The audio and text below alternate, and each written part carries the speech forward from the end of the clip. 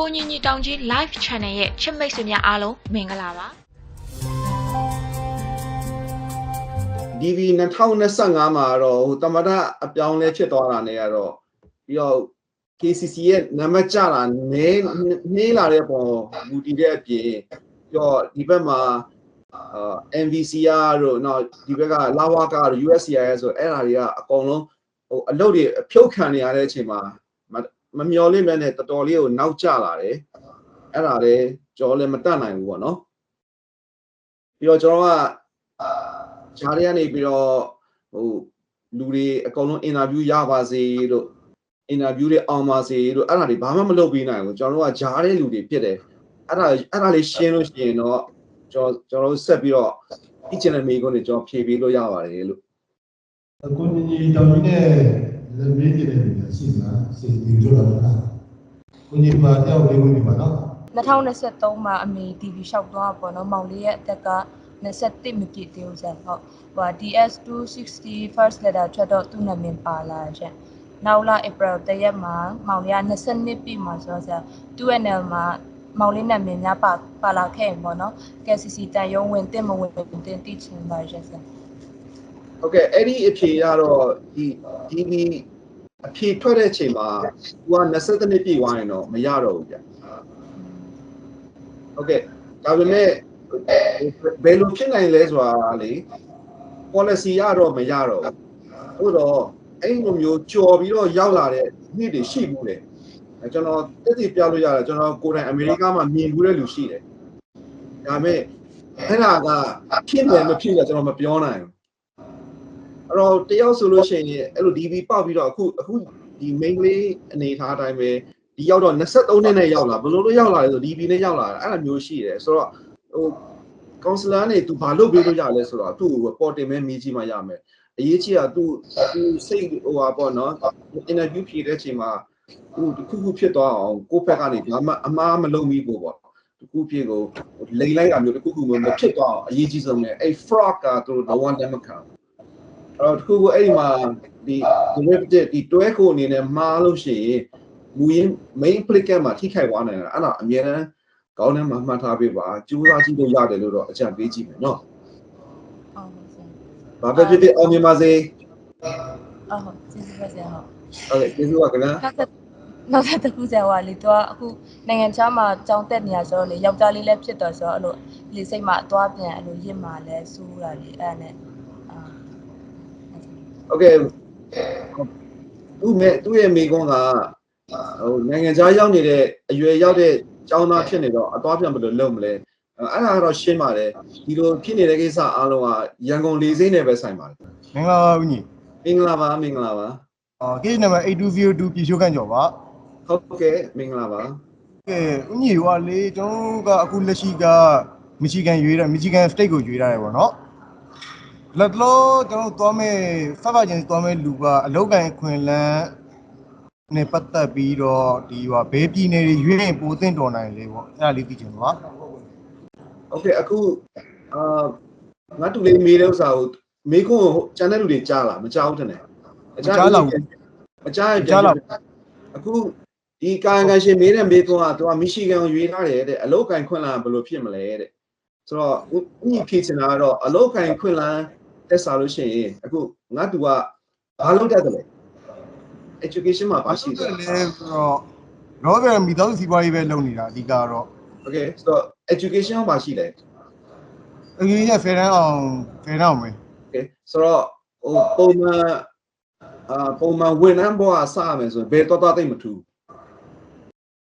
တော့မှကိုကျောင်းတက်မယ်ဆိုရင်ကျောင်းလာခပေါ်တဲ့နေရာရွေးလို့ရတယ်ကုန်ကြစိတ်ပေါ်တဲ့နေရာရွေးလို့ရတယ် scholarship မြန်ရတဲ့နေရာတွေရွေးလို့ရတယ်အခုဒီတိုင်းဆိုရင်တော့ဘာမှတော့ထူးခြားတာတော့မဖြစ်နိုင်ဘူးအရေးကြီးတာတော့ဦးကြီးအများအားပြောနေကြစကားကိုပဲပြန်ပြီးပြောချင်တယ်အမေရိကလာမယ်ဆိုရင်ထိတ်ဆုံးရွေးရမှာယာဒီဥတုနှင်းချတာကိုလက်ခံလားလက်မခံဘူးလားနော်အခုမီရှီဂန်ဆိုတာတအားခဲတဲ့နေရာအဲ့ဒါကိုအခုရန်ကုန်ကလူဆိုရင်လုံးဝစန့်ကျင်ဘက်ပဲအဲ့ဒါပြင်ပြီးတော့ကိုကဟိုကားမောင်းချင်လားကားမမောင်းချင်ဘူးလားနယူးယောက်ဆိုရင်ကားမောင်းကြမလို့နယူးယောက်ကနေလွဲကျန်တဲ့မြို့တွေဘော့စတန်ဆိုကားမောင်းကြမလို့ ကျန်တဲ့နေရာတွေဆိုရင်ကားမောင်းမှဖြစ်မယ်ပြီးတော့မိသားစုပါလားမပါဘူးလား မိသားစုမျိုးစိပါမယ်ဗျ ဆိုတော့အဲ့ဒါဆိုရင်ဟိုခက်ချမ်းချမ်းလေးပြောရမယ်ဆိုလို့ရှိရင်legacy ကိုနွားတစ်ကောင်နဲ့ရောအောင်ပို့နွားနှစ်ကောင်ရုံလို့ရဆိုပူပေါ့သွားလိမ့်မယ်နော်အဲ့လိုမျိုးစိတ်ကိုဘာလို့ခေါင်းထဲဝင်တော့ပြောပြတာပါဟိုရန်ဆိုင်ခိုင်းနေတာမဟုတ်ပါဘူးကိုကရောရမှာလေအဲ့တော့နှစ်ယောက်လုံးလောက်ရမယ်ဆိုရင်ဒါတွေကအများကြီးအဆင်ပြေသွားနိုင်တယ်ဦးညီကတော့ဟိုပြည်နေတဲ့စားလို့ရှိရင်အခုဆိုရင်မြန်မာ community များတာဆိုရင်အကြံပေးချင်တာ Fort Wayne Indianapolis နောက်တူဇာပေါ့နော်တူဇာမြို့တို့ New York တို့နောက်ပြီးတော့ကုန်ကြစေးလည်းတက်တာတယ်နှင်းကြလာလည်းတိတ်မကြိုက်ဘူးနောက်ပြီးတော့သွားလာတယ်နွေးထွေးရန်ကုန်လိုမျိုးမန္တလေးလိုမျိုးတောင်ကြီးလိုမျိုးနေကြတယ်ဆိုတော့ Arizona ဘက်သွားရလဲအဆင်ပြေတယ်ဒါပေမဲ့တနည်းအားဖြင့်အဝေးသွားရတယ်ရန်ကုန်ကနေပြီးတော့အခုတဲခုသွားလို့ရှိရင်နိုင်ဝက်45မိနစ်ကြာမယ်ဒါပေမဲ့အဲ့ဒီဘက်မှာနေလို့ရှိရင်တနည်းက3နိုင်အောင်သွားအဲ့လောက်ပဲပြောလို့ရပါတယ်เนาะအဓိကတော့ဟိုစိတ်မလျှော့နဲ့အားလုံးသိမယ်ဆိုတဲ့စိတ်အရေးကြီးတယ်သိမယ်ဆိုရင်အကုန်ဖြစ်တယ် Thank you သမီးက case number 16000ကျော် ဟုတ်ကဲ့ ဟုတ်သမီးကဟိုဟာထိုင်းရနေပြီးတော့ပြောင်းဝင်မှာပေါ့နော် ဟုတ် ပြော ကဲ့ င်းဝင်ဆိုပေါက်တာကတော့သမီးပေါက်တာဒါပေမဲ့အမျိုးသားနဲ့သားနဲ့လည်းပါတယ် ဟုတ်ကဲ့ အဲ့တော့အခုသမီးတို့ကထိုင်းတိုင်ရုံဝင်တဲ့အခါကျတော့ကလေးရဲ့မွေးစင်းမှာကသမီးတို့ကလေမွေးစင်းမှာထိုင်းတိုင်ကနာမည်ပါရမယ်အမေရိကမှာကျတော့နာမည်မပါရဘူးဆိုတော့လေသမီးတို့ဘာလုပ်ရမလဲမသိဘူးဖြစ်နေလို့အဲ့ဒါသိချင်လို့ အဲ့ဒါဆိုတော့ဟိုကျွန်တော်ကကိုမီးကိုလည်းတိုင်မျိုးပဲအပူအကြံပေးရှင်တယ်ကျွန်တော်အရင်အတွေ့အကြုံကတော့ဟိုမြန်မာနိုင်ငံရဲ့မွေးစင်းအားလုံးကအခုမေးခွန်းပြန်ရွတ်ပြမယ်နော်မွေးစင်းမှာကလေးနာမည်ပါခြင်းမပါခြင်းဘယ်လိုလုပ်ရမလဲအဲ့တော့ကျွန်တော်ဖြေပေးနေတာပါအဲ့တော့မြန်မာနိုင်ငံရဲ့မွေးစင်းကနာမည်မပါလဲလက်ခံတယ်အဲ့တော့ဒီဘက်ကိုရောက်တဲ့အချိန်မှာဒီဘက်နိုင်ငံမှာကျတော့နာမည်ပါတာများတယ်အဲ့တော့ထားပါတော့နော်အဲ့လိုမျိုးနာမည်ပါတာနဲ့မပါတာနဲ့ကဘယ်လိုဖြစ်လို့ရလဲဆိုတော့ဒီဇုံတွေကကိုယ်လာလိန်သလားမလိန်ဘူးလားဆိုတော့ဟာကိုကသူတို့တက်တည်ပြလို့ရတယ်ဆိုတော့ကြမ်းချိန်လို့ရတယ်ပြီးတော့နာမည်မပါသေးတာကိုသွားထည့်လို့တော့ရတဲ့နေရာရှိတယ်အဲ့တော့ဘယ်မှာလုပ်လို့ရလဲဆိုတော့ဦးကြီးရဲ့အတွေ့အကြုံရဆို2008ခုနှစ်တော့ဆိုတော်တော်ကြာခဲ့ပြီပေါ့အဲ့မြင်းပြိုင်ခွင်ကြိုက်ကဆန်ဘီနာကအဲ့မွေးစင်းတိုင်းရုံးမှာသွားလို့ရတဲ့အခါရှိခဲ့တယ်အခုမြန်မာနိုင်ငံမှာရောက်တယ်6နှစ်ရှိပြီဆိုတော့အဲ့အနေထားဦးညီမပြောနိုင်ဘူးအခုအပြောင်းလဲလေအခုလက်ရှိအပြောင်းလဲလေတအားဆိုးလာတဲ့ခါကျတော့အဲ့ဒါတွေဦးညီမပြောနိုင်ဘူးဒါပေမဲ့အဓိကကိုကလေးဖြစ်တာမှန်ကန်ကြောင်းကိုပြနိုင်ရင်ဒီ visa processing မှာအမှားဖြစ်ဖို့အိတ်မရှိပါဘူးခင်ဗျာနော်အားမငယ်ဘူးပြောချင်တယ်ကလေးကပါလာခဲ့ဒီကောင်သာလာခဲ့ကလေးကပညာတတ်ဖြစ်မှာအာမခံတယ်ဟုတ်ကျေးဇူးတင်ပါတယ် ဟုတ်ကဲ့မိကွန်းတွေကျေးဇူးပါခင်ဗျာ ပါတော့လေဟို main applicant အနေနဲ့ပေါက်ထားတာပေါ့ ဟုတ်ကဲ့ ဟုတ်ကဲ့သားလေးက17နှစ်ဆိုခါကျတော့တကယ်လို့သွားရင်တော့ तू ကတော့စိတ်ပူစရာမရှိဘူးပေါ့နော်ဒါပေမဲ့ကျမမှာသမီးအကြီး25နှစ်တယောက်ရှိတယ် ဟုတ်ကဲ့ ဒါပေမဲ့အဲ့သမီးအကြီးကကျတော့ကျမကြီးကလုံးဝမကောင်းကျမအမြဲပြုစုနေရတဲ့ကလေးပေါ့သူကသူလည်းမရက်တည်နိုင်ဘူးအဲ့လိုမျိုးဆိုတဲ့အခါကျတော့ကျမလည်းမသွားမဖြစ်ကိုဟာဥဆောင်ပေါက်တာဆိုတော့သွားရမယ့်အနေအထားဖြစ်နေတာ case number ဘယ်လောက်လဲ ဟုတ် case number ကတော့ကြီးပါတယ်ဦးကြီးကကျမကြိုတင်ပြီးတော့မှလုပ်ဆရာရှိရလေးလုပ်ထားခြင်းလို့ပေါ့19000ကျော်ပါဦး ဟုတ်ကဲ့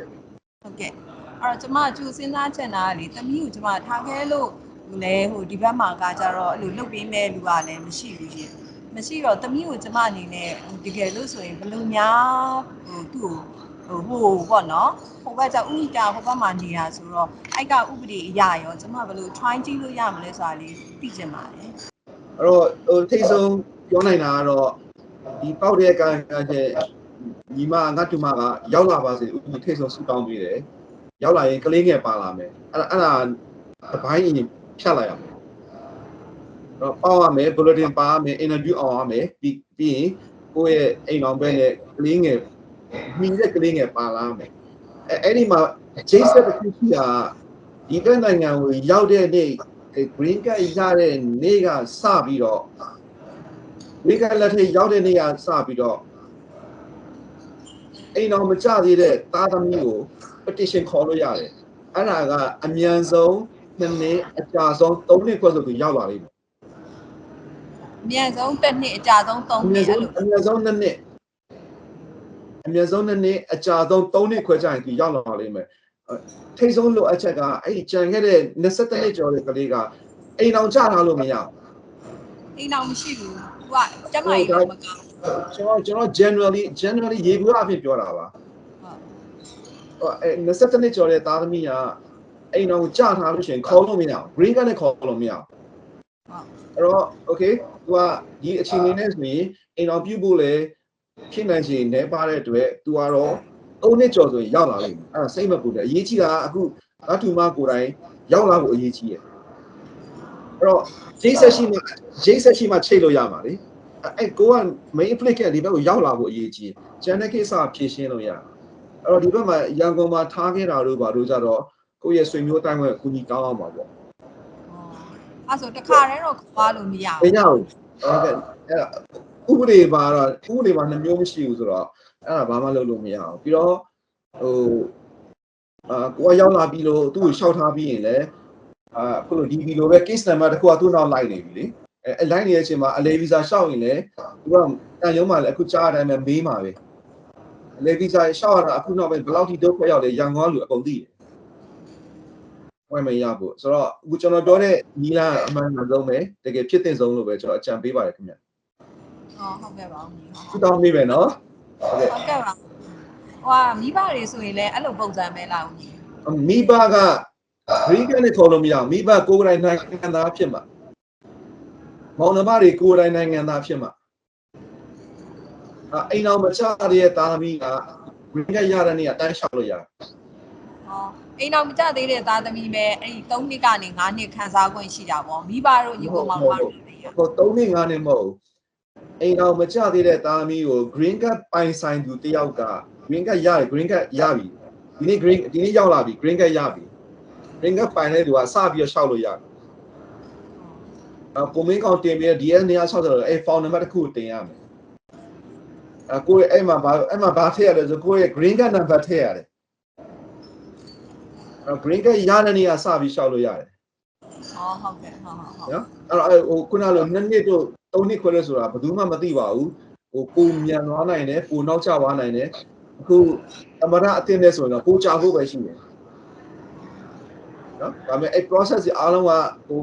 ဥပဒေအရတကယ်အမှန်တကယ်တည်ရှိတယ်အဲ့ဒါဘယ်တမရတက်တဲ့မှာပြောင်းသွားဖို့မရှိဘူးအဲ့တော့အရေးကြီးတာဒီကညီမကိုယ့်ရဲ့အိမ်တော်ဘက်နဲ့ငယ်တဲ့ကလေးကိုအရင်ရောက်လာပါစေနံပါတ်1နံပါတ်2 green card ရရမယ်နံပါတ်3ကိုရှောက်ရမယ်နံပါတ်4မိသားစုပေါင်းစည်းမယ်โอเคဟုတ်ကဲ့ပါဦးညီကျွန်တော်ဟိုကနေပြီးတော့ဥမာ6လဟိုရောက်သွားပြီးတော့ဒီကိုပြန်လာပြီးတော့တမီးကိုပြန်ကြည့်လို့ရတာရတယ်အဲ့ဒါတွေစုံအောင်စိတ်မပူနဲ့ green card ရဖို့အဓိကရောက်လာဖို့အရေးကြီးတယ်ကျန်တာတွေကအများအားဖြည့်ပေးလို့ရတယ်ချိုင်းတဲ့ချိန်ပေးလို့ရတယ်အရေးကြီးဥတီချက်ကခုနကတင်းတင်းတုံးလေးတစ်ခုချင်းဖြစ်သွားဖို့ပဲနော်ဟုတ်ကဲ့ပါဟုတ်ကျေးဇူးတင်ပါတယ်အောင်မြင်ပါစေခင်ဗျာဟုတ်ကဲ့သမီးကစန္ဒာဝင်းပါအငယ်ဟုတ်ကဲ့သမီး case number ကတော့4900ကျော်ပါအငယ်သမီးကတော့ဟုတ်ကဲ့သမီးကတော့လာတော့မယ်ပြောလိုက်တာကဲပါကဲသမီးကအငယ်ဒီမှာကအခုလက်ရှိကသမီးဒီဘွဲရတာကတော့ B-Fan နဲ့ဘွဲရထားတာပေါ့အငယ် Bachelor of Pharmacy နဲ့ဟုတ် Bachelor of Pharmacy နဲ့ဘွဲရပြီးတော့သမီးအခုဒီလက်ရှိမှာတော့ဆေးကုမ္ပဏီမှာလုပ်နေတာပေါ့ကဲအခုသမီးတကယ်လို့ဟိုအခွင့်အလမ်းရခဲ့လို့ရှိရင်ပေါ့နော်ဒီအမေရိကရောက်တဲ့အခါကျလို့ရှိရင်သမီးကဒီ Pharmacy ဟိုဟာနဲ့ပဲ professional နဲ့ပဲသမီးကအလုပ်လုပ်ချင်တာဆိုတော့လေဒီ pharmacy pharmacist technician ဖြစ်ပေါ့နော်အဲ့လိုမျိုးဆိုလို့ရှိရင်ဒီ California နဲ့ New York မှာဆိုလို့ရှိရင်ဒီမှာပို့ပြီးတော့အလုပ်ကိုင်ခွင့်နဲ့များလို့ပဲရှိဟုတ်ဘယ်မှာလဲဆိုတာကအဖြေပေါ့နော်ဘယ်မှာလဲဆိုတာကနံပါတ်2နံပါတ်1ကပတ်စံကုန်ခံမယ်လားဆိုတာနံပါတ်1အပါဆိုတော့ကျောင်းတက်ရင်ပတ်စံကုန်တော့မှာအဲ့ဒီ economic major pharmacist အနည်းဆုံး4နှစ်နဲ့6နှစ်သားမှာဆိုများသောဖြင့်9နှစ်လောက်တက်ရတယ်သူကဆရာဝန်နီးပါးလောက်တက်ဆရာဝန်က9နှစ်ပေါ့pharmacist က house surgeon ဆိုမစင်ရအောင် intern မစင်ရအောင်တော့မှာကို pharmacist ပြလို့နော်အဲ့မှာဒီဆေးကုမ္ပဏီမှာဝင်လုပ်မယ်ဆိုလို့ရှိရင်ဒီလူနာရဲ့ treatment မလိုတဲ့အတွက် သူရဲ့ clinical trial မလို့ကြည့်ပါပါဟိုကန်ရှိကိုယ်လည်းသိတယ် clinical နဲ့ပတ်သက်ပြီးတော့ကိုတင်တန်းဆင်းစရာမလိုငါမှဒီပွဲရှိတယ်ဒါနဲ့တနာရီဘယ်လောက်ရတာလဲညီမျှတယ်ဆိုရင်ဘယ်မှာဖြစ်ဝင်လောက်လိုက်စေးရုံစေးကမှလောက်ချင်မှလောက်ရလိုက်တော့အဲ့ဒီအပိုင်းမျိုးက Facebook ကိုတင်တာအားရှိဖို့ကောင်းတယ်အရေးကြီးတာဒီ medical terms တွေကိုကိုက Americanize ဘယ်လောက်လုပ်နိုင်တယ်လဲအဲ့ဒါအရေးကြီးတယ်အဲ့အတွက်ကိုဟိုဝမ်းစာဖြစ်မယ်ဆိုတော့ပတ်စံကုန်အဲ့ဒါကိုဟိုဒီပြင်းနဲ့ရောက်လာမယ်ဆိုတော့ဟိုတနည်းပြရနဲ့ကျောင်းလာခတက်တာပါမယ်ဒါပေမဲ့အဲ့တက်တဲ့ major ဟို scholarship ရမရအရေးကြီးပါတယ်အဲ့ကြောင့်မို့ဦးညာထိတ်ဆုံးနေတာပတ်စံတတ်နိုင်မလားနော်အခုဆို main လေးကိုခံမှန်းကြည့်ရတာဟိုကျောင်းလေးလည်းပြီးထားတယ်အလုပ်လည်းတလားဆိုရင်အသက်ကဟိုစေကျော်တဲ့ message ကျော်တဲ့မဟုတ်တော့ခံမှန်းကြည့်တာနော်အဲ့ဒါဆိုရင်နောက်ထပ်6နှစ်နောက်ထပ်10နှစ်နောက်ထပ်10နှစ်ပေါင်းလိုက်ဘယ်လိုဖြစ်သွားမလဲဆိုတော့ဟိုကနှောင်းသွားတယ်အဲ့ဒါလေဦးညာဟိုဆိုင်ဟိုကန်ချင်းမြင်တော့ခံမှန်းကြည့်လို့ရတာပေါ့နော်တော့ဟာတော့အဲ့လိုလုံလိုက်လို့တနင်္လာရီ40ရမယ်ဒါမဲ့ကိုယ့်ရဲ့အခုဒီ resume ကိုယ့်ရဲ့ရှိထားတဲ့အလုပ်အတွေ့အကြုံနဲ့ resume နဲ့ပဲဟိုပြင်ပြီးတော့တစ်ခါနဲ့အဲ့လိုမျိုး pharmacist လိုမျိုးစာလို့ရှိရင် medical ward တွေကိုတစ်ခါလေးကိုတနင်္လာ$30လောက်နဲ့ဝင်လို့မရဘူးလားအဲ့ဒါဆိုလို့ရှိရင်အဖြေရထွက်သွားပြီတော့ငါနောက်တစ်ရှင်းနေစူးစမ်းရမယ်တနင်္လာရီ40ရโอเคအခုငါတပတ်ခါကအလုပ်စားလို့ရမယ်တနင်္လာရီ30ရမယ် what are you going to choose ဘာယူမလဲတော့အော်နောက်တကားကိုနည်းနည်းဖွင့်လာလို့တော့အဲ့ဒီကယ်လီဖိုးနီးယားဦးနီးနေတဲ့ဖက်မှာဆိုလို့ရှိရင်ဟို Stanford ရှိတယ် Kaiser ရှိတယ် Sutherland ရှိတယ်ပြီးတော့မှ public sector ကနေအများကြီးရှိတယ်ဒါပေမဲ့ mainly ကအဲ့သူတို့ခေါ်တဲ့ medical terms တွေပေါ့နော် laboratory ဒီရက်ခွဲခန်းနေလို့တော့ဒီပြောမှဆိုအသုံးပြုတဲ့ပစ္စည်းတွေကိုအကျွမ်းဝင်မတော်တော်လောက်ရမယ်ဆိုတော့အဲ့ဒါတွေလောက်ရမယ်ဆိုရင် mainly ကတင်တဲ့အများကြီးတက်အောင်အဲ့တော့ဦးအကြံပေးတာကတော့ okay အဲ့လိုဟို6နှစ်10နှစ်10နှစ်ကိုရင်းလိုက်မယ်ဆိုရင်ဟိုဘွဲလေးရအောင်အသက်လည်းကြီးအောင်အဲ့ဒီမျိုးတက်စာလို့ရှိရင်အနိုင်30လောက်ရမယ်အလုပ်မျိုးကိုတခါလဲဝင်မယ်ပြီးရနဲ့ vocational လို့မျိုး6လကနေတစ်နှစ်ခွဲလောက်ပြီးတဲ့တင်တဲ့အတူလေးတက်လိုက်ဟုတ်ကဲ့အဲ့အတူလေးတက်လိုက်ပြီးတော့ဟိုဘာ license ညာ license ဆိုအဲ့ license လေးတွေကိုဖြည့်နော်အဲ့လိုမျိုးအကြံပေးခြင်းတယ်ဟို online မှာလူတကာကြီးကိုကြောင်းတက်တာဘယ်လောက်ပတ်စံရတယ်ခဏခဏကြွားနေလူတွေတွေ့မှာပါဒါပေမဲ့အဲ့လောက်မလွယ်ဘူးအဲ့တော့ကိုအဲ့လိုမျိုး6နှစ်10နှစ်10နှစ်ကိုရင်းဖို့ပတ်စံရှိသလားအဲ့အချိန်ကိုအကုန်ခံနိုင်သလားအဲ့ဆိုရင်ကြိုက်တာလို့မဟုတ်ဘူးဆိုရင်တော့ဒီပြောလို့ရတနိုင်30လောက်ရတယ်ဆိုရင်ဟုတ်ကဲ့ you are okay ရက်တည်နိုင်သွားပြီကျတော့မြန်မာပြည်ကမိသားစုလည်းကိုစောင့်ရှောက်လို့ရသွားပြီပြီးတော့ကိုမှအိမ်တော်ပဲရှိတယ်ပဲဖြစ်ဖြစ်မရှိဘူးပဲဖြစ်ဖြစ်ကိုရက်တည်လို့ရသွားပြီဟုတ်ကဲ့ပါရှင်နော်โอเคလေကိုတဲ့ကျေးဇူးတင်ပါတယ်အောင်မြင်ပါစေဟုတ်ကဲ့ပါကဲ thank you ပါရှင်ဟုတ်ကဲ့ရှင်သမီးကကြတော့ဒီတရုတ်မှာဟိုကျောင်းတက်ခဲ့တာပေါ့နော်ရန်ကုန်မှာ bachelor ပြီးပြီးတော့တရုတ်မှာ master တက်ခဲ့အဲ့တော့ဟိုရဲစခန်းထောက်ခံစာယူရတယ်ပေါ့ဟုတ်တယ်မလားတရုတ်ပြည်မှာယူရတဲ့ခါကျရင် notary ပြန်တာပေါ့နော်သူတို့ရဲစခန်းထောက်ခံစာတော့တရုတ်လိုပဲပြီးမှာပေါ့ notary ပြန်တဲ့ခါကျရင်တရုတ်ပြည်ရဲ့မှာအင်္ဂလိပ်လိုပြန်တရုတ်ပြည်မှာသွားပြီးတော့အင်္ဂလိပ်လို notary ပြန်ရမှာလားဒီမြန်မာပြည်ရန်ကုန်မှာပေါ့ notary ပြန်ခွင့်ရှိတယ်ဦးညီကြီးရသလောက်ကတော့တရုတ်ပြည်မှာသွားပြန်ဖို့qualified ဖြစ်တဲ့ရှင်းနေဒီမှာရှိတယ်ရန်ကုန်မှာရှိတယ်ဆိုတဲ့ဘယ်ကတော့ဥမာ yes can ထောက်ခံစာဆိုလို့ရှိရင်ထားပါတော့ဗမာပြည်မှာဆိုရင်ဟို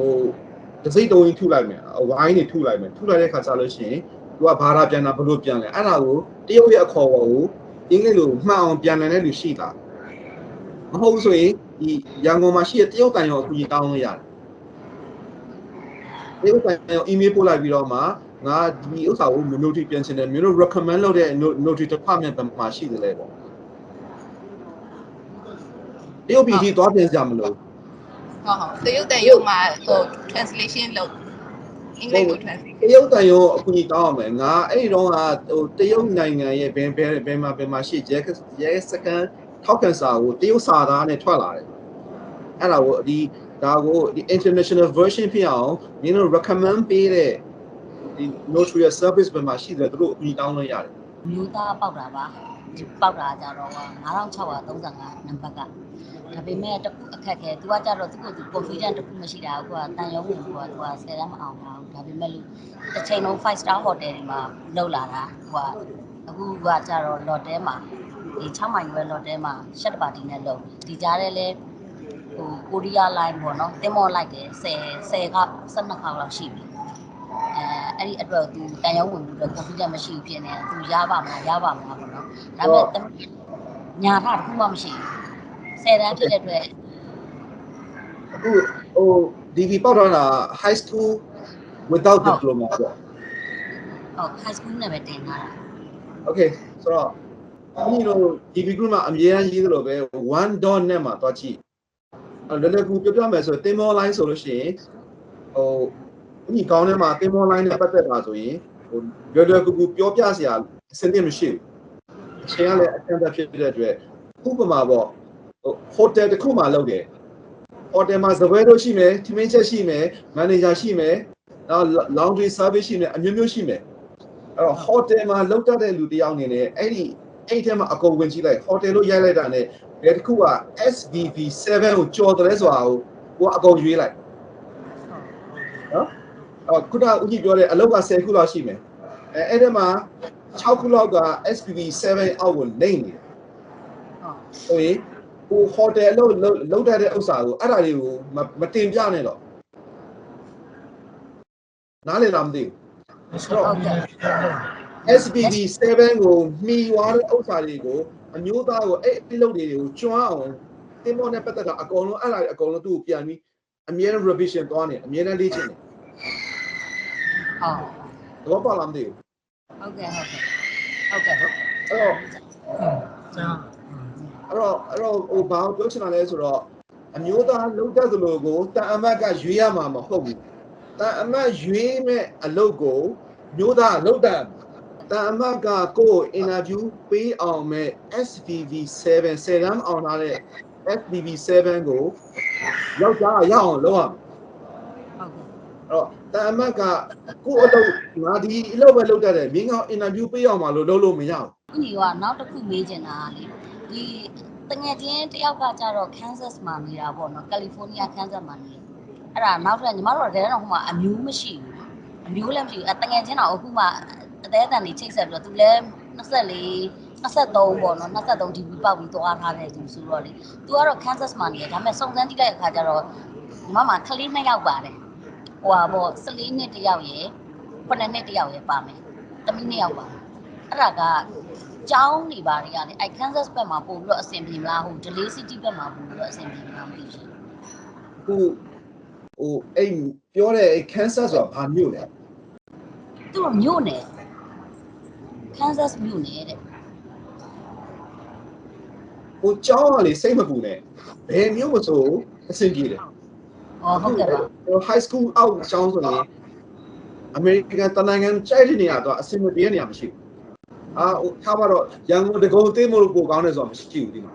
မရှိဘူးဆီယမကိုလည်းပါတိပေးစရာလည်းမလိုဟုတ်ကျောင်းတိုင်းလည်းပတ်စံလည်းကြားမကုန်ဘူး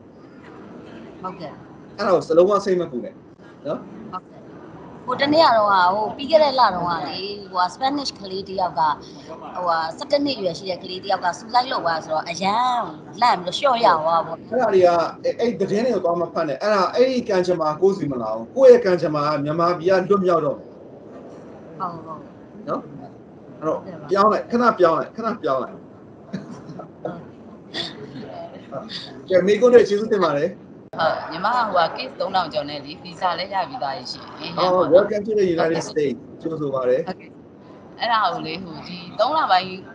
ညီမစီစဉ်ထားတာတော့4လပိုင်း20ရက်နေ့လောက်ပေါ့နော်လိန်လက်မှတ်ဝယ်မှာပေါ့တငယ်ချင်းတယောက်ပြန်มาနေ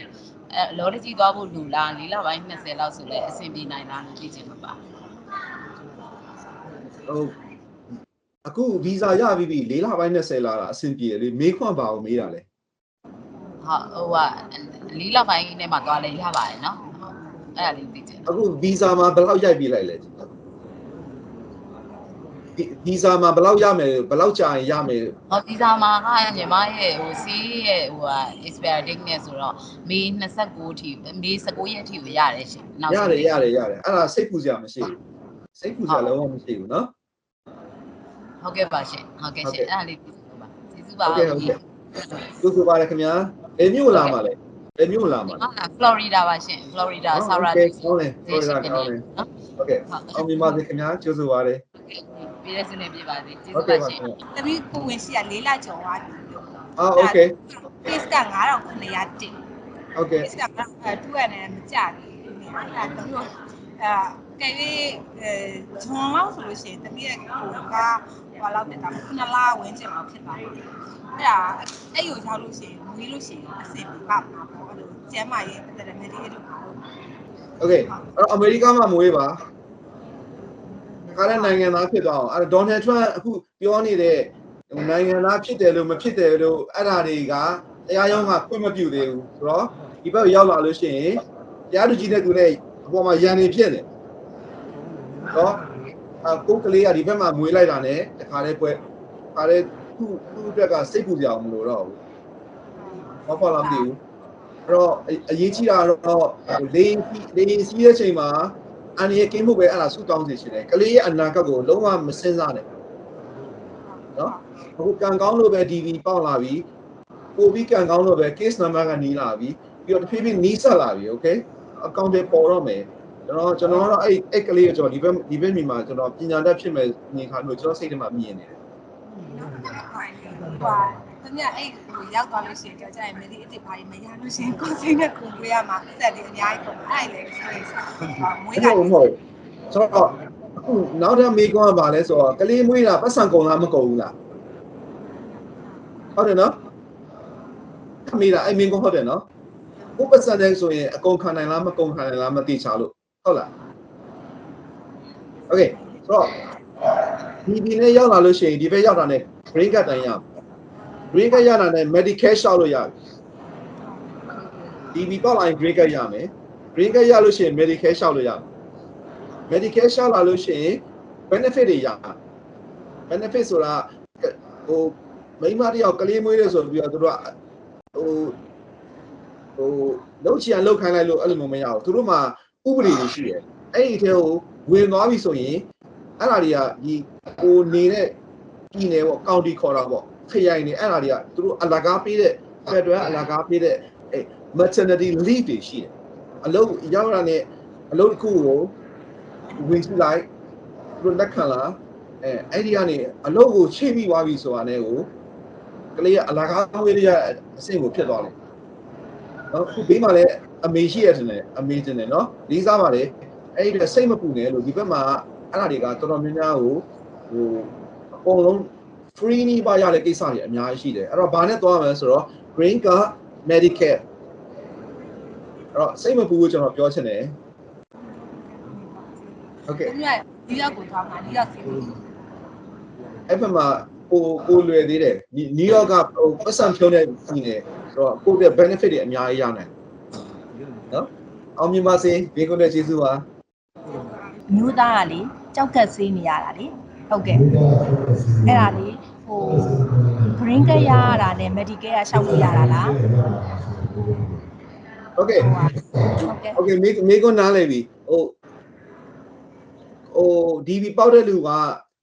ကျမ်းမာရေးစောင့်ရှောက်ဖို့ကြီးမားမားတစ်ခုပါလာတယ်ဘယ်လိုလုပ်ရမလဲအဲ့တော့ medical care ရတာနဲ့ကိုယ့်ရဲ့ဒီပြည်နယ်ကပေါ့ဦးညီက California ကနေ California အကြောင်းသိတယ်ဆိုတော့ထားပါတော့ဒီနေ့နေခွဲရောက်လာတယ်နော်Los Angeles လေဆိပ်ကိုဆင်းလာတယ်3ပတ်လောက်နေတော့ green card ရောက်လာတယ်အဲ green card ကိုယူပြီးတော့စီကံသွားပြမယ်စီကံသွားပြပြီးတော့ကိုယ်မှာ SSN ပြမယ် green card ပြမယ် okay မင်းတို့ LA County မှာငါ့ကို medical care အလကားပေးနိုင်တာဘာရှိတယ်လဲအဲ့လိုကစမေးလိုက်ရုံပဲအဲစမေးလိုက်တာနဲ့သူတို့ကဟိုပတ်ပြမယ်မင်းရဲ့ဟိုဒီအိမ်မှာနေထိုင်ကြောင်းနော်မင်းရဲ့ဟိုအိမ်ကိုလာတဲ့စာအိတ်ရှိသလားပြီးတော့ဘယ်နေရာမှာအလုပ်လုပ်တယ်လဲအဲ့ဒါတွေ ကိုကပြီးတော့ကားလိုက်စီရှိသလားအဲ့ဒါတွေအမေရိကန်လာမယ်ဆိုအဲ့ဒါတွေကမဖြစ်မနေလောက်အောင်ပါအဲ့အချက်တွေစုပြီးပေးလိုက်တာနဲ့သူတို့က medical care ကို California ဆိုလို့ရှိရင်အလကားပေးတာလူ10ယောက်မှာ6ယောက်လောက်အလကားပေးတယ်ဟုတ်ကဲ့နော်အဲ့တော့အဲ့အမျိုးရသွားပြီဆိုရင်အကြောက်ကအခါတည်းကိုမပြောင်းမချင်းစေးတော့ပဲဟုတ်ကဲ့နော်အဲ့တော့ဘာလို့လို့ပြောလဲဆိုတော့အဲ့ကိစ္စကလို့ဟိုမဘာပြည်မှာဈေးကြီးတာဒီဘက်မှာ medical care ရဝိုင်းဘာမှမကုန်တော့ဈေးကိုမကြီးတော့ဘူးဘာလို့ဆိုကိုမကုန်လို့ဈေးမကြီးတော့လားအဲ့ဒါကိုအရင်စိတ်တော့အဲ့လိုမျိုးကုန်တယ်မကုန်ဘူးဆိုတာကိုတော့ဥညီကမသိဘူးဒါပေမဲ့ဒီလို benefit တွေဒီလိုမျိုးတွားလို့ရတဲ့ system ဆိုတာရှိတယ်ကဲဗျာကျွန်တော်ပြောပြမယ်အသက်60 90ဒူးဒီလိုခြေတော့ဒူးပေါ့နော်မဖြောက်တော့ဒီလိုဖြစ်နေတယ်ဟုတ်ကဲ့အဲ့ဒါကိုခွဲလိုက်တယ်ဒီလိုလွှတ်နဲ့ဖြတ်လိုက်တယ်ဒီလိုပြန်ဆက်တယ်ဒီဘက်မှာတစ်ခုဆက်တယ်ဒီဘက်မှာတစ်ခုဆက်တယ်အဲ့ဒူးတစ်ချောင်းလို့ရှိရင်ဒေါ်လာဟို9000လောက်ကုန်တယ်အဲ့နှစ်ချောင်းလို့ဆက်တယ်ဗျာမပေးရအဲ့ဘာလဲဆိုတော့ဟို immigrant ရောက်လာတယ် green card ရှိတယ်ဒါပဲဟုတ်ကဲ့အလုပ်လည်းမလုပ်ဘူးဒါပေမဲ့အခုကန်ရှင်ဒီအမျိုးသမီးကအမျိုးသားကိုစိတ်ကူတယ်ရောက်လာတဲ့အချိန်မှာသူတို့တောင်းတဲ့အချက်လက်တွေမှာဘယ်လိုပေးနိုင်လဲအဲ့တော့အကုန်လုံးတော့ဥကြီးပြောလို့မရဘူးဒါပေမဲ့ဒါတွေတော်တော်များများဟို free လုပ်လို့ရတာရှိတယ်ဟုတ်ကဲ့နော်အဲ့တော့အချို့အဖြစ်ပြောရရင်တော့ဟိုစိတ်ကမကြနဲ့ဒီဘက်ကိုထောက်ဖို့ပဲလို့တယ်โอเคနေကောင်းတဲ့ဟိုပြည်နယ်ကတော့အကုန်လုံးကတော့တူတူလေးကြီးပဲပေါ့နော်ရာသီဥတုပဲရွေးရမှာပေါ့ဟိုကျမရေးအများသောဖြင့်အတူတူပဲအဲ့ဒါတွေကမကွာပါဘူးဟုတ်ကဲ့အဲ့တော့ရာသီဥတုပဲရွေးရမှာပါခုနပြောသလိုပဲကိုကနှင်းချလာကြိုက်သလားနှင်းချလာမကြိုက်ဘူးလားအဲ့နှစ်ခုပြီးလိုက်ရင်ရပြီဟုတ်ကဲ့ပါကျေးဇူးတင်ပါတယ်ဦးညီ Okay thank you ပါ case number ကတော့11606ပါဟုတ်ကဲ့ကျွန်တော်သိကြတော့ညီဟိုဒီဘက်မှာကျတော့နေတွေမှာဆိုလို့ရှိရင်အများကြီးကားသုံးရတယ်လို့ပြောကြလို့လေခုညီအဲဆိုင်ငယ်တွေပါရောသုံးတာလေးကိုမရှိဘူးလားလို့အဲ့ဒါလေးသိချင်လို့ပါဆိုင်ကယ်အခုသွားမယ်ဆိုလို့ရှိရင်ဟိုဘယ်ပြည်နယ်သွားမှာလဲလောလောဆယ်တော့ဦးကြီးကျွန်တော်တော့ရွေထားတာတော့လောလောဆယ်တော့တင်ထားတာလိမ့်စာတော့ကိုမိုက်လိမ့်စာနဲ့ပဲတင်ထားတာနောက်ဆုံးတကယ်လို့များမဖြစ်မနေသွားမယ်ဆိုတော့ကျွန်တော်တော့ဦးညီဟိုစားပေါ့ကိုဂျင်းတို့ရှိတဲ့သူစားပေါ့โอเคကျွန်တော်တခုမေးမယ်ဟိုနှင်းချတဲ့အချိန်မှာဆိုင်ကယ်ဘယ်လိုစီးမလဲဟုတ်ကဲ့နှင်းချတဲ့အချိန်မှာဆိုင်ကယ်ဘယ်လိုစီးမလဲဟုတ်ကဲ့ဦးကြီးအခက်အခဲရှိတယ်ပေါ့နှင်းကြရင်တော့ဟုတ်ကဲ့စီးလို့အဲ့တော့ဆိုင်ကယ်ကိုမဖြစ်မနေစီးရမယ်ဆိုရင်ဆိုင်ကယ်ကိုဘာအတွက်စီးလဲဆိုတော့ဟိုဆိုင်ကယ်ဝါသနာအရစီးတယ်ပတ်စံကုန်တက်တာဖို့စီးတယ်ဒါပေမဲ့အဲ့နှစ်ခုလုံးကအသက်အန္တရာယ်သိပ်များတယ်အဲ့တော့လူတွေကဆိုင်ကယ်စီးဖို့သိပ်အားမပေးဘူးဆိုင်ကယ်စီးဖို့သိပ်အားမပေးဘူးကုန်ကြစိတ်တော့နေဒါပေမဲ့ဆိုင်ကယ်တစ်စီးတန်ဖိုးနဲ့လိုင်စင်ချင်းနဲ့သိပ်မကွာဘူးအဲ့တော့ကိုပုံစံပြောင်းလိုက်ပါကိုပတ်စံရှိမှကိုဝါသနာအရကိုပြန်ပြီး Harley Davidson လေးဒီမှာတိချပြန်ဝယ်စီလောဆယ်ကအခြေချဖို့အကားအရင်ပေါ့မှာဟုတ်ကဲ့ပါနော်ကျေးဇူးပါကျေးဇူးပါကျေးဇူးဟိုလေ case number ကလေတော်တော်မြင့်တယ်2400ကျော်ပေါ့နော်အဲ့ဒါဟိုဘာမှဆက်မလုပ်ဘဲနဲ့ထားလိုက်ရတော့မသိဘူးအဲ့လိုမျိုးဟုတ်အဲ့လိုမျိုးလေးနည်းသိချင်တယ်ဟုတ်ကဲ့အခုအတွေ့အကြုံရတော့အဲ့ number ဆိုရင်တော့တော်တော်လေးအားမရှိဘူးခင်ဗျာအဲ့တော့ဟိုစိတ်မကောင်းစွာနဲ့ပဲပြောချင်ပါတယ်ကျွန်တော်အဲ့စကားတွေမပြောချင်ပါဘူးဒါပေမဲ့အမှန်ကျွန်တော်အမှန်ပဲပြောသမှာပါအဲ့ဒါကဟိုဒီနေ့အခုထွက်လာတဲ့ဟိုနဲပါနေတဲ့ number 2တွေကနံပါတ်2ကနဲတဲ့အတွက်အားတော်ရော့ပါတယ်လို့ပဲပြောချင်ပါတယ်ကျွန်တော်စိတ်မကောင်းပါဘူးကျောင်းလျှောက်တာတို့ဘာတို့မလုပ်ရင်လည်းသိစမကြည့်နိုင်ဘူးနော်မမီနိုင်ဘူးဆိုတော့အရှိကအဲ့ visa bulletin ထွက်တာတအားနဲတော့ရှေ့ number ထွက်တာ case number ထွက်တာတအားနဲနေတယ်ဗျဟုတ်ကဲ့ပါကျေးဇူးပါအဲ့ဒါလည်းများဟိုထားလိုက်တော့မလဲအားကြောင့်မေးကြည့်တာပါဟုတ်ကဲ့စိတ်မကောင်းပါဘူးကျေးဇူးတင်ပါတယ်ဟုတ်ကဲ့အားလုံးမင်္ဂလာပါအခုဟိုဘာလို့ဒါပြောချင်ရလဲဆိုတော့တမရပြောင်းသွားလို့เนาะတမရပြောင်းသွားတော့အခုပြန်ပို့တယ်လို့မပို့တယ်လို့ခင်ဗျားတို့ဒီပေါက်ပြီးရောက်လာတဲ့လူတွေကမြန်မာ passport ရန်ကုန်လေယာဉ်ကွင်းရဲ့ passport ပဲပြဿနာရှိတယ်ဘ ဘယ်နာတော့ပြဿနာမရှိဘူးအဲ့ဒါပြောချင်တယ်အခု online ပေါ်မှာသတင်းမှားတွေဖြစ်နေတာ green card သမားတွေလည်းပြန်ပို့တယ်ဒီပေါက်ပြီးရောက်လာရင်ပြန်ပို့လို့မရပါဘူးခင်ဗျာ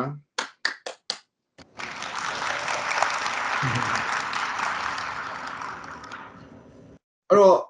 ဒါကဘာပြောချင်တာလဲဆိုတော့မိတ်ဆွေတို့ရဲ့အခွင့်အရေးကိုသိဖို့လိုပါတယ်အဲ့ဒါ know your right ပေါ့ကိုယ့်ရဲ့အခွင့်အရေးပါလဲအဲ့တော့ကိုယ့်ကိုအမေရိကကိုလာပြီးတော့အခြေချခွင့်ပေးထားတယ်အဲ့တော့ကိုယ့်မှာထိဆုံးဒီဘက်မှာပြည့်မှုလုပ်လို့မရဘူးအဲ့ဒါဆိုရင်အဲ့ဒီအတွက်ကလုံးဝစိတ်ပူစရာမရှိဘူးလို့ကျွန်တော်ပြောချင်ပါတယ်နောက်တစ်ခုကကိုကအမေရိကကိုဘယ်လို legal status ပေါ့တရားဝင်မှုဘယ်လိုမျိုးနဲ့လာတယ်လဲဆိုတာသူတို့ပေးတဲ့ DV နဲ့လာတယ်အခုဒီ DV 2026ပြီးအခုနောက်ထပ်29 28တွေဖြစ်မလားဆိုရင်ကျွန်တော်တယောက်တည်းမှန်းတာเนาะကျွန်တော်အစိုးရအဖွဲ့ထဲမှာလည်းမပါဘူးကျွန်တော်ဘာမှလည်းသူတို့လည်းအလုံးမလုပ်ပေးဘူးဒါနဲ့ကျွန်တော်ရဲ့စိတ်ထဲမှန်းတာဒီ Donald Trump ပြီးတဲ့ထိကိုဒီပြရှိအောင်မယ်လို့ကျွန်တော်ထင်တယ်ဘယ်သူမှမမေးပါဘူးကိုယ့် feeling နဲ့ကိုပြောတာပါနောက်တစ်ခုကတကယ်လို့တစ်ခုခုဖြစ်ခဲ့လို့ရှိရင် emergency plan တစ်ခုရှိဖို့လိုတယ်အဲ့ဒါတော့ဗျာဥပမာပေါ့ထားပါတော့အခု Fraser အားလုံးကျွန်တော်တစ်ခုရပြောတာပေါ့နော်ဒီတဲကဘယ်သူပဲဖြစ်ဖြစ် San Francisco လေဆိပ်ကိုလာပြီးတော့အဲ့နားမှာတနေရာကိုတဲမယ်ဆိုရင်ကျွန်တော်ကိုလိမ်မြန်လက်မှတ်မို့ကျွန်တော်လည်းညှိပါကျွန်တော်စီကျွန်တော်ကားနဲ့ကျွန်တော်ဟိုတရားဖြတ်ခါပါပေးပြီးတော့ကျွန်တော်လေဆိပ်မှာကျွန်တော်လာကြုံမယ်ပြီးရတယ် San Fran လေဆိပ်ကနေဒီ Bay Area တော့ဘက်မှာဘယ်နာသွားမလဲကျွန်တော်ရောက်အောင်အိမ်ရောက်အောင်လိုက်ပို့ပြီးတယ်ပတ်စံတပြားမှမယူဘူးဘာမှလက်ဆောင်ပေးစရာမလိုဘူးကျွန်တော်ကူညီနိုင်တာအဲ့ဒါရှိတယ်ဒါပေမဲ့ဝယ်ချင်တဲ့လက်မှတ်ကိုဝယ်လိုက်ပြီးတော့ဘလို့ဖြစ်အောင်လုပ်ပါဆိုလိုမျိုးတော့မဖြစ်ဘူးပေါ့ကျွန်တော်အားတဲ့အချိန်နဲ့ညှိနှိုင်းပြီးတော့လုပ်ပါလို့အဲ့ဒါလေးပြောချင်တယ်เนาะအဲ့ဒါကျွန်တော်ပေးနိုင်တဲ့လက်ဆောင်ပါအဲ့တော့ကျွန်တော်ပြောခဲ့သလိုပဲလေးနဲ့ပဲကူညီတာဒါတော့တကယ်ကိုတိတ်ကူညီနိုင်တာအဲ့ဒီခုတော့ရှိပါတယ် Okay ကျွန်တော်thank you ဒီအထက်မှာကျွန်တော်ကတော့ emergency plan ရှိဖို့လိုတယ် emergency plan ဆိုတာကိုပြောခဏလေးပါเนาะကျွန်တော်အရေးကြီးလို့ပြောပြချင်တာ emergency plan ဆိုတာထားပါတော့ခုလိုပြောလိုက်လို့ San Fran SFO လာမယ်မိတ်ဆွေတယောက်ကျွန်တော်စီလာပြီပေါ့သူလေစိတ်မှာပြဿနာလေးတက်တယ်ဆိုရင်ကျွန်တော်ဖုန်းနံပါတ်ကျွန်တော်ဖုန်းနံပါတ်သိရမယ် Messenger နဲ့တုံးလို့မရနိုင်ဘူးကျိုးဖုန်းနဲ့ဆက်လို့ရတာလို့ဒီ official တယောက်ရဲ့ဖုန်းနဲ့ဆက်လို့ရတာဖုန်းနံပါတ်သိဖို့လိုတယ်ကျွန်တော်လိပ်စာသိဖို့လိုတယ်ကျွန်တော်ဘာအလုပ်လုပ်တယ်လဲသိဖို့လိုတယ်ပြီးတော့ကျွန်တော်စီကဘာအကူအညီရနိုင်တယ်လဲဘာအကူအညီမရနိုင်ဘူးလဲဆိုတာသိဖို့လိုတယ်အဲ့ဒါအားလုံး emergency plan ခေါ်တယ်အခုဒီခေတ်မှာအမေရိကပြောင်းသွားတာ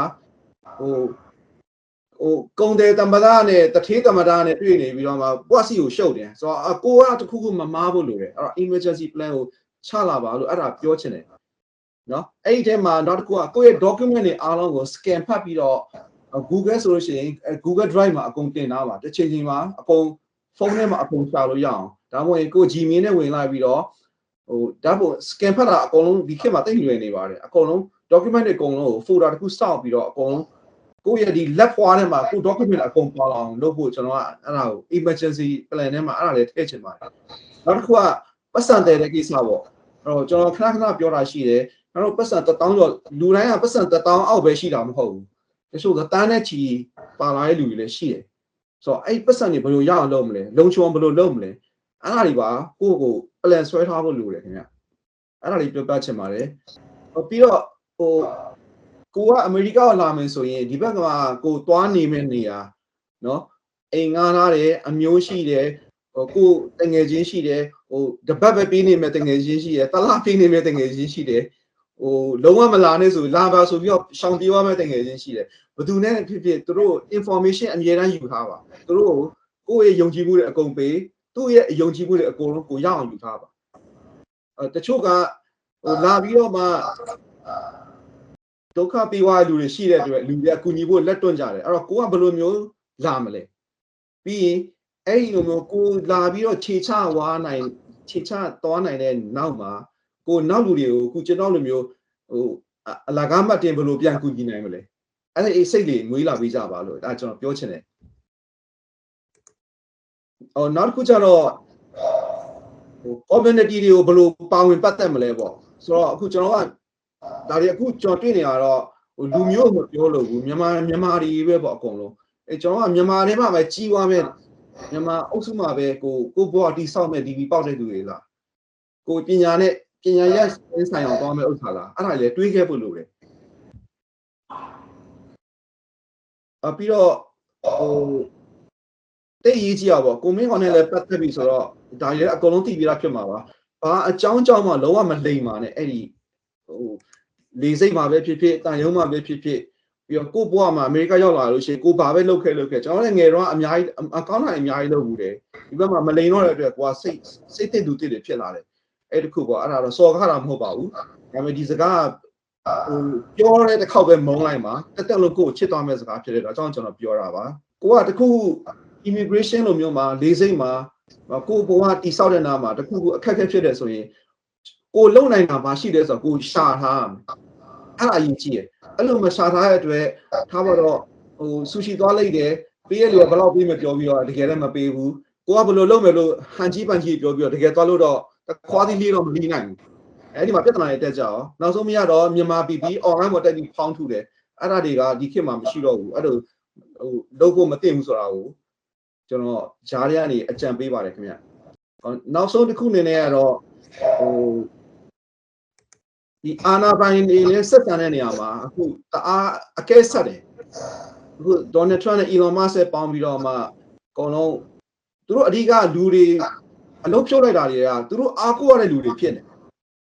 အဲ့တော့နောက်လာမဲ့လူတွေက